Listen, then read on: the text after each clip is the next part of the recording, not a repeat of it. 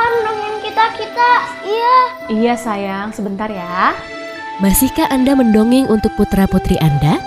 Malam ini ibu akan bercerita tentang burung kecil yang tidak memiliki sayap.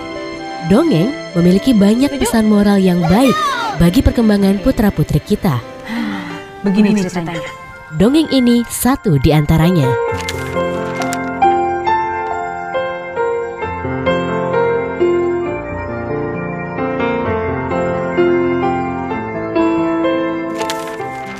Ande-ande lumut.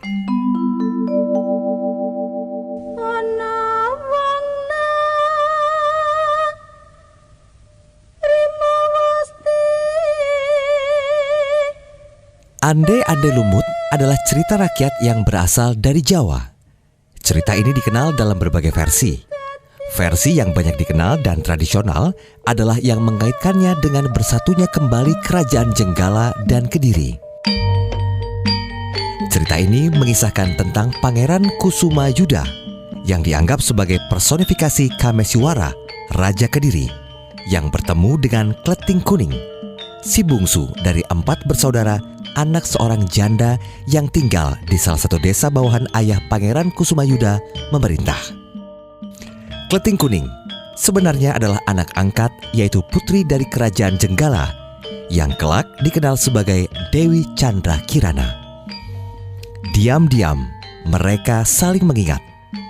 Dalam hati, Pangeran Kusuma Yuda tahu gadis seharum bunga mawar itu adalah calon permaisuri kerajaan Banyu Arum yang paling sempurna. Sayang sekali, mereka tidak pernah bertemu lagi. Beberapa tahun kemudian, seorang pemuda tampan bernama Ande-ande lumut mengumumkan bahwa dia sedang mencari istri. Tidak seperti gadis-gadis desa lain, termasuk juga saudara-saudara Kleting Kuning enggan pergi, sebab dia masih mengingat Pangeran Kusuma Yuda. Namun berkat nasihat dari bangau ajaib penolongnya, maka akhirnya Kleting Kuning pun turut serta. Dalam perjalanannya, ternyata mereka harus menyeberangi sungai yang lebar.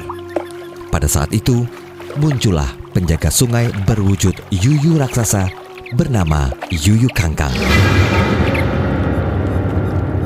Yuyu Kangkang menawarkan jasa untuk menyeberangkan mereka dengan catatan diberi imbalan bersedia dicium olehnya setelah diseberangkan.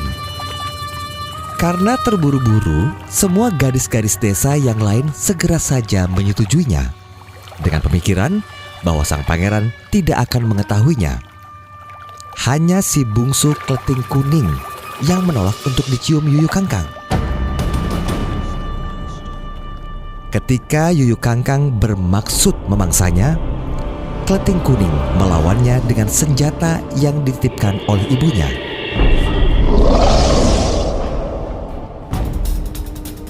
Karena hanya si bungsu yang tidak dicium oleh Yuyu Kangkang, jadilah Ande-ande lumut memilih si bungsu sebagai pendampingnya.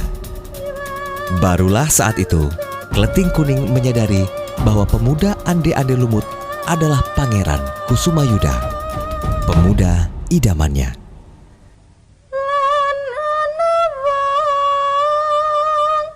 Kisah Ande-ande lumut banyak didokumentasikan, meskipun kisah ini sebelumnya diwariskan secara lisan.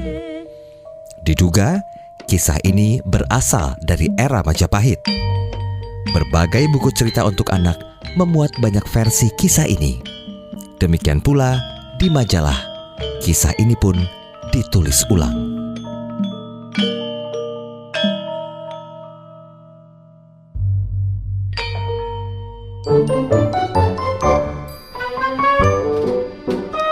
Dongeng itu menyenangkan. Mari mulai mendongeng untuk putra-putri Anda. Selamat tidur anak-anak.